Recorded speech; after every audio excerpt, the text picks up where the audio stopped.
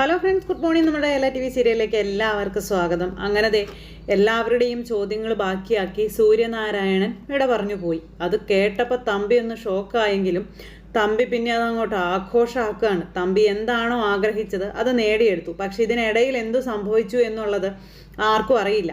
അജയ് വന്ന് മുറിയിൽ കയറി പോകുന്ന കാര്യങ്ങൾ പോയിട്ട് വന്ന കാര്യങ്ങൾ നമ്മുടെ നിരഞ്ജന കണ്ടതാ. അവിടെ എല്ലാവരും കൂട്ടക്കരച്ചിലും ബഹളവും കാര്യങ്ങളും ഒക്കെ ആയിട്ട് ഇങ്ങനെ അച്ഛൻ്റെ അരികിൽ ഇരിക്കുന്ന സമയത്ത് പൊന്നുവാണെന്നുണ്ടെങ്കിൽ അച്ഛനെ കാണണമെന്ന് പറഞ്ഞ് ഭയങ്കര നിർബന്ധം. അങ്ങനെ നിർബന്ധിച്ച് നമ്മുടെ മഞ്ജു ആണെങ്കിൽ പൊന്നുവിനെ സൂര്യയുടെ ഡെഡ് ബോഡിയുടെ അടുത്തേക്ക് കൊണ്ടുവന്നു. അച്ഛൻ്റെ നെറ്റിയിൽ ഉമ്മ വെച്ചുകൊണ്ട് ഒരേ ഇരിപ്പ് കുറേ നേരം പൊന്നു അങ്ങനെ ഇരിക്കുക കേട്ടോ. അത് കണ്ടു നിന്നവരുടെ എല്ലാവരുടെയും ഹൃദയം പൊട്ടിപ്പോകുന്ന വേദനയാണ്. എല്ലാവരും നെഞ്ചു പൊട്ടി കരയുക. ഇതൊക്കെ കണ്ടുകൊണ്ട് 3 വ്യക്തികൾ മാത്രം ഇതൊന്നും തന്നെ ബാധിച്ചതല്ലെന്നുള്ള രീതിയിൽ നിൽക്കുകയാണ്. ഉണ്ണിത്താൻ വക്കീലും അതുപോലെ നമ്മുടെ തമ്പിയും അപർണയും, പിന്നെ കൂട്ടത്തിൽ അജയും ഉണ്ട്. ഇവർ ഇത്രയും പേര് മാത്രം ഇതൊക്കെ കണ്ട് ആസ്വദിച്ച് നിൽക്കുകയാണ്. ആ കുഞ്ഞ് കുറേ നേരം ഇങ്ങനെ സൂര്യയുടെ നെറ്റിയിൽ ഉമ്മ വെച്ചുകൊണ്ട് കരഞ്ഞുകൊണ്ട് ഇങ്ങനെ കമഴ്ന്നിങ്ങനെ കിടക്കുക. എല്ലാവരും ആ കുഞ്ഞിനെ പിടിച്ചു മാറ്റാൻ ശ്രമിക്കുന്നുണ്ട്. പക്ഷെ പൊന്നു സൂര്യയുടെ അടുത്ത് നിന്നും മാറുന്നില്ല. അങ്ങനെ എല്ലാവരുടെയും ഹൃദയം പൊട്ടിക്കുന്ന വേദന ഉണ്ടാക്കിക്കൊണ്ട് നമ്മുടെ പൊന്നു ഇങ്ങനെ ഇരിക്കുക. അതിനുശേഷം പിന്നെ കർമ്മങ്ങളും കാര്യങ്ങളും ഇതെല്ലാമായിട്ട് സൂര്യയുടെ ബാക്കി ചടങ്ങുകളും കാര്യങ്ങളൊക്കെ നടത്താനുള്ള തയ്യാറെടുപ്പുകളും കാര്യങ്ങളൊക്കെ അവിടെ നടത്തുവാണ്. ഈ സമയത്താണെങ്കിൽ അജയ്ക്ക് ഭയങ്കര ടെൻഷൻ, ഭയങ്കര വിഷമം. 25 CR നഷ്ടപ്പെട്ടു പോയത്, അതിൻ്റെ ഒരു ദണ്ണം മനസ്സിലുള്ളത് കൊണ്ട് ഇങ്ങനെ നിൽക്കുകയാണ്. ആ സമയത്ത് നിരഞ്ജന അങ്ങോട്ടേക്ക് ചെന്നു അജയായിട്ട് സംസാരിക്കുകയാണ്. അപ്പോഴാണ് ഉണ്ണിത്താൻ അങ്ങോട്ടേക്ക് വരുന്നത്. ഉണ്ണിത്താൻ വന്നു കഴിഞ്ഞപ്പോൾ ഇവർ തമ്മിലുള്ള സംസാരം അങ്ങ് നിന്നു. എന്താണ് സംഭവിച്ചത് യഥാർത്ഥത്തിൽ എന്ന് ഉണ്ണിത്താൻ ചോദിക്കുന്നു ഈ അജയോട്. എന്താണ് സംഭവിച്ചതെന്നൊന്നും അറിയില്ല എന്നും പറഞ്ഞുകൊണ്ട് അജയ് പറയുമ്പോൾ അജയ്ക്ക് അത് അറിയാം. കൃത്യമായി അച്ഛൻ എന്താ സംഭവിച്ചിട്ടുള്ളതെന്ന് അജയ്ക്ക് അറിയാമെന്ന് നിരഞ്ജന പറയാം. ഞാൻ എങ്ങനെ അറിയാനാണെന്നും ചോദിച്ചുകൊണ്ട് അജയ് നിരഞ്ജനോട് ദേഷ്യപ്പെട്ടിട്ട് അവിടെ നിന്ന് അങ്ങോട്ടേക്ക് പോയി. നീ എന്തൊക്കെയാണ് മോളെ ഈ പറയുന്നതെന്ന് ഉണ്ണിത്താൻ അന്നേരം നിരഞ്ജനയോട് ചോദിച്ചു. അച്ഛൻ എന്താണ് സംഭവിച്ചതെന്നുള്ളത് മറ്റാർക്കറിയില്ലെങ്കിലും അജയ്ക്ക് അറിയാം അച്ഛാ. കാരണം അച്ഛൻ്റെ മുറിയിൽ ഇന്നലെ രാത്രി അവസാനമായി പോയ ആൾ അജയ് ആണെന്നുള്ള കാര്യം നിരഞ്ജന പറയാം. അച്ഛൻ്റെ മുറിയിൽ പോയിട്ട് വന്ന് നിന്ന് ഒരു സന്തോഷം പ്രകടിപ്പിക്കുന്ന അജയ്യെ ഞാൻ കണ്ടതാണെന്നും എന്തൊക്കെയോ പ്രതീക്ഷകളോട് കൂടിയാണ് അച്ഛൻ്റെ റൂമിൽ നിന്നും അജയ് തിരിച്ചു വന്നതെന്നുള്ള കാര്യങ്ങളും നിരഞ്ജന പറയുവാട്ടോ ഉണ്ണിത്താനോട്. അപ്പോൾ ഈ അജയ് ഇതിനകത്ത് എന്തോ കളിച്ചിട്ടുണ്ടെന്നുള്ള കാര്യം നിരഞ്ജനയ്ക്ക് അറിയാമെന്നുള്ളത് അജയ്ക്ക് മനസ്സിലായി, ഉണ്ണിത്താനും മനസ്സിലായി. അവൻ വേറെ എന്തെങ്കിലും കാരണം കൊണ്ട് അച്ഛൻ 25 കോടി കൊടുക്കുമെന്ന് പെട്ടെന്ന് അവൻ പറയാനുള്ള കാരണത്തെ പറ്റിയൊക്കെ നമ്മുടെ നിരഞ്ജന ഇങ്ങനെ പറഞ്ഞു. യാതൊരു കാരണവും ഇല്ലെങ്കിൽ ഒരു പക്ഷേ ഒരിക്കലും അജയ് ഇങ്ങനെ പറയേണ്ടതല്ലെന്നുള്ള കാര്യമൊക്കെ പറഞ്ഞു. ഇതിലെന്തോ ഒരു വലിയ സത്യം മറഞ്ഞിരിപ്പുണ്ടെന്നും പറയുവാണ്. മറ്റാരെങ്കിലും ഈ സത്യം അറിഞ്ഞിട്ടുണ്ടെങ്കിൽ അജയ് പിന്നെ ജീവനോടെ ഉണ്ടാവില്ലെന്നുള്ള കാര്യങ്ങളൊക്കെ പറയുക.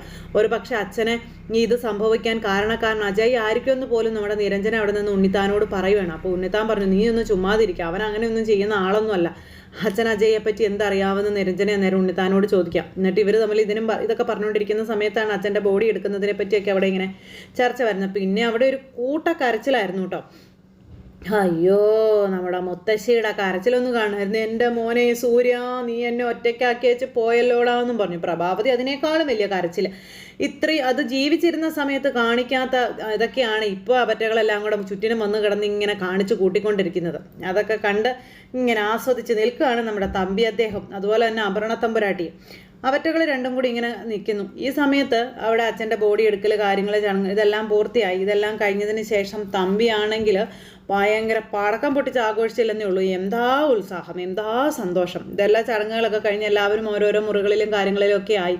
തമ്പി അപർണയോടും ഒക്കെ യാത്ര പറഞ്ഞിട്ട് ഇങ്ങനെ പോവുകയാണ്. അപ്പോൾ മകളോട് അച്ഛൻ പറയുവാണ്, മോളിനെ പേടിക്കണ്ട, ഇനി ഇവിടുത്തെ അധികാരം മുഴുവനും നമ്മുടെ കൈപ്പിടിയിലാക്കാൻ അധികം താമസമൊന്നും വേണ്ട. അച്ഛൻ ഇനിയൊരു വരവും കൂടി ഇങ്ങോട്ടേക്ക് വരും. ഒരു വരവല്ല, ഇനി അച്ഛൻ ഇവിടെ തന്നെ അങ്ങ് സ്ഥിരതാമസം ആക്കോടി മോളെ എന്നും പറഞ്ഞുകൊണ്ട് അപർണയോട് പറയണം. അച്ഛാ, എടുത്തു ചാടി ഒന്നും ചെയ്യണ്ട, സമയവും സാവകാശവും സന്ദർഭവും നോക്കി വേണം ഓരോന്ന് ചെയ്യാനെന്ന് മകൾ അച്ഛൻ ഉപദേശിച്ചു കൊടുക്കുവാണ്. മറ്റുള്ളവർക്ക് ആർക്കും ഒരു സംശയം തോന്നരുത്. സംശയം തോന്നിയപ്പോൾ നമുക്കെന്താടിവേ, നമ്മളെന്തെങ്കിലും ചെയ്തിട്ടാണോ അവൻ ചത്തുമലന്ന് മുകളിലോട്ട് പോയതെന്നൊക്കെ ചോദിച്ചു ഭയങ്കരമായിട്ട് വെറും മോശമായ രീതിയിൽ തന്നെ തമ്പി സംസാരിക്കും കേട്ടോ. അങ്ങനെ തമ്പി ഈ കാര്യങ്ങളെല്ലാം പറഞ്ഞ് മകളുമായിട്ട് സംസാരിച്ചിട്ട് അങ്ങ് പോയി. പിന്നെ അപർണയ്ക്ക് കുറച്ചുകൂടി അങ്ങോട്ട് ധൈര്യവും അല്ലെങ്കിൽ അധികാരമോ പ്രൗഢിയോ എന്തൊക്കെയോ ഒരു ഇതൊക്കെ കയ്യിലേക്ക് വന്ന് കിട്ടിയതുപോലൊക്കെയുള്ളൊരു പ്രകടനങ്ങളും കാര്യങ്ങളുമാണ് അളകാപുരിയിൽ നടത്തുന്നത്. പ്രഭാവതി പണ്ടൊരു മൂലയ്ക്ക് ഒതുങ്ങിയെങ്കിൽ ഇപ്പോൾ മൂലയ്ക്ക് ചുരുണ്ടുകൂടി കിടക്കുകയാണ്. കാരണം ഇനി പ്രഭാവതിക്ക് അവിടെ വോയിസില്ലെന്ന് പ്രഭാവതിക്ക് തന്നെ അറിയാം. അങ്ങനെ പ്രഭാവതി ഇങ്ങനെ കരഞ്ഞ് കണ്ണീര് ഒഴുക്കി മൂലക്കിരുന്ന് സൂര്യയായിട്ടുണ്ടായിരുന്ന നല്ല നല്ല നിമിഷങ്ങൾ, അതിനുശേഷം സൂര്യയോട് അപമര്യാദയായിട്ട് പെരുമാറിയത്, ആ മനസ്സ് വേദനിപ്പിച്ചത്, അത് കുഴഞ്ഞു വീണത്, ആശുപത്രിയിൽ പോയി കാണിച്ചു കൂട്ടിയ കൊള്ളരുതായ്മകൾ, ഇതെല്ലാം ഇങ്ങനെ ആലോചിക്കുക. ഇനി ആലോചിച്ചും പറഞ്ഞു ഇരിക്കലല്ലേ നടക്കുകയുള്ളൂ. തെറ്റ് തിരുത്താൻ ഒരിക്കലും പ്രഭാവതി എന്ന് പറയുന്ന സ്ത്രീക്ക് കഴിയില്ലല്ലോ. അപ്പോഴും പ്രഭാവതിയെ ചൊറിഞ്ഞുകൊണ്ട് ദേ വരുന്നുണ്ട്. ഇപ്പം പ്രഭാവതി വസുന്ധരാമയ്ക്ക് ശത്രുവായി. പുള്ളിക്കാരി ഇങ്ങനെ പ്രഭാവതി ചൊറിഞ്ഞുകൊണ്ട് ഇങ്ങനെ നടക്കുകയാണ്. ഇതെല്ലാം കഴിഞ്ഞ് എല്ലാവരും ഇങ്ങനെ ആ ഒരു ഇതിലിങ്ങനെ ഇരിക്കുക. ഈ സമയത്താണെങ്കിൽ ഈ തമ്പി വീട്ടിലേക്ക് കയറി വരും കേട്ടോ. അപ്പം എല്ലാവരും ഇങ്ങനെ ആ അച്ഛൻ പോയ വിഷമത്തിൽ ഇങ്ങനെ ഇരിക്കുന്നു. ആരും ആരുടെ കാര്യങ്ങളിൽ ഇടപെടുന്നില്ല, ആരും ആരെയും മൈൻഡ് ചെയ്യുന്നില്ല, അങ്ങനെയൊക്കെയുള്ളൊരിത്. അതെല്ലാം കഴിഞ്ഞിട്ട് ഈ തമ്പിയാണെങ്കിൽ അളകാപുരിയിലേക്ക് വരിക. വന്നു കഴിഞ്ഞപ്പം മകള് അച്ഛനെ 2 കൈയും നീട്ടി സ്വീകരിച്ചു കൊണ്ടിരുത്തുക. അച്ഛനാണെങ്കിൽ ഒരു കുപ്പിയൊക്കെ ആയിട്ടാണ് വന്നത്. തോന്നിവാസം കാണിച്ച് അളകാപുരിയുടെ എല്ലാ അവകാശങ്ങളും അധികാരങ്ങളും പിടിച്ചെടുക്കാൻ വേണ്ടിയിട്ടാണ് വന്ന് കയറിയിരിക്കുന്നത് അപ്പനും മോളും കൂടി. എന്നിട്ട് അച്ഛൻ ഒരു കുപ്പിയൊക്കെ ആയിട്ട് നീ ഗ്ലാസും വെള്ളം എടുക്കടി മോളെ എന്ന് പറഞ്ഞു. മകള് പോയി ഗ്ലാസും വെള്ളം എടുത്തുകൊണ്ട് വരുന്നു, ടച്ചിങ്സ് എടുത്തുകൊണ്ട് കൊടുക്കുന്നു. മകള് കൂടെ നിന്ന് അച്ഛനെ കുടിപ്പിക്കുന്നു. അച്ഛനാണെങ്കിൽ അവിടെ ഞെളിഞ്ഞങ്ങിരുന്നിട്ട് ആ സോഫയിലിരുന്ന് ഒത്ത നടുക്ക് കയറിയിരുന്ന് നല്ല അടിയാണ്. മകളാണെങ്കിൽ അടുത്ത് നിൽപ്പുണ്ട്. എത്ര കാലമായിട്ട് ഞാൻ ആഗ്രഹിക്കുന്നതാണെന്ന് നിനക്ക് അറിയാവോടി മോളെ, ഈ അളകാപുരിയിൽ ഇതുപോലെയൊന്ന് വന്ന് ഇരിക്കണമെന്നുള്ളത്, ഈ അധികാരമൊക്കെ ഒന്ന് ആസ്വദിക്കണം എന്നുള്ളതെന്നൊക്കെ പറഞ്ഞുകൊണ്ട് ഇങ്ങനെ പറയുമ്പോൾ അച്ഛൻ ഇനി അങ്ങോട്ട് അധികാര കസേരയിൽ തന്നെയല്ലേ അച്ഛാ, അളകാപുരി അധികം താമസിയാതെ നമ്മുടെ കൈവെള്ളയിലാകും അച്ഛാ എന്നൊക്കെ പറഞ്ഞുകൊണ്ട് ഇങ്ങനെ പറയാം.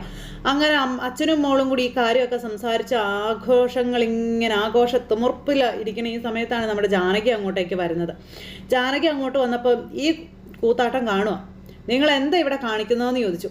ഈ കുടുംബത്ത് കയറി വന്ന ഇതുപോലെ ഇവിടെ ഞെളിഞ്ഞിരുന്ന് ഈ വൃത്തികേടും തോന്നിവാസവും കാണിക്കാൻ നിങ്ങൾക്ക് ആരാ അധികാരം തന്നത്? ഇതൊരു മരണവീടാണ്.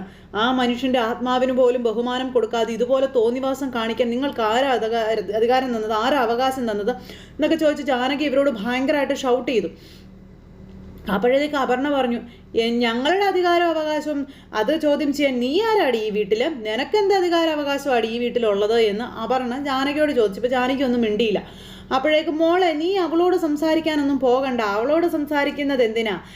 അച്ഛനും അമ്മയും ആരാണെന്നും ഇവക്കറിയാവോ? നല്ല കുടുംബത്തിൽ പറഞ്ഞ നല്ല അച്ഛനും അമ്മയ്ക്കും പിറന്ന മകളാ നീ. നീ ഇവക്കടെ തള്ള ആരാണെന്നോ എങ്ങനെ വഴിപടച്ചുണ്ടായവളാണ് ഇവളെന്നോ ഒന്നും അറിയില്ല. അങ്ങനെയുള്ള ഒരുത്തിയോട് നീ എന്തിനാ തർക്കിക്കാൻ പോകുന്നത്? അങ്ങനെ നീ തർക്കിക്കേണ്ട കാര്യമില്ലെന്നും പറഞ്ഞുകൊണ്ട് ജാനകിയെ അപമാനിക്കാൻ വേണ്ടിയിട്ട്, അതായത് ജാനകിയുടെ വായ അടപ്പിക്കാൻ വേണ്ടിയിട്ട് ഈ തമ്പി അപർണയോട് ഇങ്ങനെ പറഞ്ഞു. ഇതും കൂടെ കേട്ട് കഴിയുമ്പോൾ ജാനകി അങ്ങ് ഷൂന്നും പറഞ്ഞ് ഇങ്ങനെ ഇല്ലാണ്ടായി പോകും, മിണ്ടാതെ പോകുമെന്ന് ആശാൻ ധരിച്ചത്. അതുപോലെ തന്നെ മകളും ധരിച്ചത്. പക്ഷെ അവർക്ക് തെറ്റിപ്പോയി. എൻ്റെ അമ്മ എങ്ങനെയുള്ളവളാണെങ്കിലും എൻ്റെ അച്ഛൻ നല്ലവനായിരിക്കുമല്ലോ എന്ന് പറയുക. അപ്പോൾ ജാനകി, എൻ്റെ അമ്മയെ ചതിക്കാൻ ഒരുത്തൻ ഉണ്ടായത് കൊണ്ടാണല്ലോ എൻ്റെ അമ്മയ്ക്ക് അങ്ങനെ ഒരു ഗതി വന്നത്. തന്നെ പോലെയുള്ള ആൺവർഗം തന്നെയാണ് എൻ്റെ അമ്മയെ ചതിച്ചിട്ട് കടന്നു കളഞ്ഞതെന്നൊക്കെ പറഞ്ഞുകൊണ്ട് ജാനകി ഇങ്ങനെ പറഞ്ഞു. അങ്ങനെ തമ്പി അടിച്ചതിന് മറിച്ചടി നമ്മുടെ ജാനകി കൊടുക്കുക. ഒരു പക്ഷേ തനിക്കിങ്ങനെ ഒരു ഫ്ലാഷ് ബാക്കിൽ നിന്ന് ആർക്കറിയാമെന്നും കൂടെ ജാനകി പറഞ്ഞു. ഇവൻ അന്തം വിട്ടിങ്ങനെ ഇരിക്കുവാണ്. തൻ്റെ ജീവിതത്തിൽ താൻ ആർക്കെങ്കിലും ഇങ്ങനെ ജന്മം കൊടുത്തിട്ടുണ്ടെങ്കിലോ എന്നൊക്കെ ഇങ്ങനെ ചോദിച്ചപ്പോഴത്തേക്കും തമ്പിക്ക് മിണ്ടാട്ടമില്ല. ജാനകി ഒന്നും ഓർത്തുകൊണ്ട് പറഞ്ഞതല്ല, ഇവരുടെ വായ അടപ്പിക്കാൻ വേണ്ടി തിരിച്ച് ജാനകി പറഞ്ഞതാണ്. നാളെ നിന്റെ മുന്നിലേക്ക് നിന്റെ അച്ഛൻ്റെ മകളാണെന്നും പറഞ്ഞ് ഒരാൾ കടന്നു വന്നാൽ നീ എന്ത് ചെയ്യുമെന്ന് അപർണയോട് ചോദിച്ചു. അപർണ അന്നേരം ഇങ്ങനെ അന്തം വിട്ട് നോക്കുക കേട്ടോ. എൻ്റെ ജീവിതത്തിലേക്ക് അങ്ങനെയൊന്നും വരാൻ പോകുന്നില്ലെന്നൊക്കെ അങ്ങനെയൊക്കെ പറയുമ്പോൾ ആര് പറഞ്ഞു അങ്ങനെ ആരും വരില്ല എന്ന്? നിന്റെ അച്ഛൻ്റെ സ്വഭാവം വെച്ച് എത്ര പേര് വരുമെന്ന് നീ കാത്തിരുന്നോളാനൊക്കെ പറഞ്ഞുകൊണ്ട് ജാനകി ഇങ്ങനെ പറയുക. ജാനകി അത് പറഞ്ഞപ്പോൾ ഉണ്ടല്ലോ നമ്മുടെ രാധാമണിയുടെ കാര്യം തമ്പി ഓർത്തു. പിന്നെ തമ്പി കമാന്നൊരക്ഷരം മിണ്ടിയിട്ടില്ല. കേട്ടില്ല അച്ഛാ ഇവിടെ പറയുന്നതെന്ന് പറഞ്ഞുകൊണ്ട് അപർണ ഇങ്ങനെ പറയുമ്പോൾ തമ്പി ഒന്നും മിണ്ടുന്നില്ല. അച്ഛനെന്താ മറുപടി ഒന്നും പറയാത്തതെന്ന് ചോദിച്ചുകൊണ്ട് ഇങ്ങനെ നേരം മകള് തമ്പി ഒന്നും മിണ്ടിയില്ല. തമ്പി ഒന്നും മിണ്ടാതെ അവിടെ നിന്ന് എഴുന്നേറ്റ് അങ്ങോട്ടേക്ക് പോയി. മോളെ ഇവളോടൊന്നും സംസാരിക്കാൻ പറ്റത്തില്ല, ഞാൻ പോവാണെന്നും പറഞ്ഞുകൊണ്ട് തമ്പി അവിടെ നിന്ന് അങ്ങ് എഴുന്നേറ്റ് പോയി. എന്താ നിന്റെ അച്ഛൻ്റെ നാവിറങ്ങിപ്പോയോ എന്ന് ചോദിച്ചുകൊണ്ട് ജാനകി ഇങ്ങനെ ചോദിക്കുക. മേലിൽ ഈ വീട്ടിൽ ഇതുപോലുള്ള തോന്നിവാസങ്ങൾ നടത്താൻ നീ ശ്രമിച്ചാൽ ജാനകിക്ക് ഇതിലും വലിയ തിരിച്ചടികൾ നൽകേണ്ടി വരുമെന്ന് പറഞ്ഞ് താക്കിയത് കൊടുത്തിട്ട് ജാനകി അവിടെ നിന്ന് അങ്ങ് പോയി. അപ്പോഴത്തേക്കും അപർണ ഇങ്ങനെ നിന്ന് ആലോചിക്കുക, അച്ഛൻ എന്താ എന്നാലും ഒന്നും മിണ്ടാതെ പോയേ?